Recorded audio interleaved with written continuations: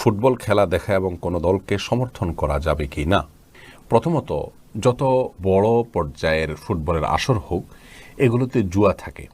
জুয়ার বাইরে এগুলো থাকে না বললেই চলে। সেই সাথে এখানে সতর উন্মুক্তকরণের একটা ব্যাপার থাকে। হাফ প্যান্ট ইত্যাদি পরে সাধারণত এই খেলাগুলো খেলা হয়ে থাকে, যেখানে সতর উন্মুক্ত করা হয়ে থাকে।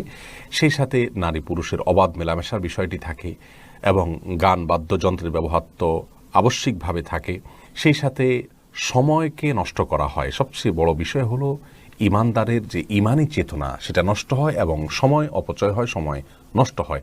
আপনি হয়তো বলবেন যে এতে তো বিনোদন হয়, নষ্ট হলো কই, কিছুটা তো অর্জন হলো। তো যদি কিছুটা আপনি মজা পান, তাহলে হারানোর পরিমাণটা তার চাইতে বহুগুণ বেশি। কারণ এর ফলে সালাতের প্রতি মনোযোগিতা নষ্ট হয়ে যায়, আল্লাহ রাব্বুল আলামিনের প্রতি আমাদের যে মনোযোগিতা সেটা নষ্ট হয়ে যায়। একজন মানুষ এ ধরনের খেলাগুলো দেখতে অভ্যস্ত যিনি,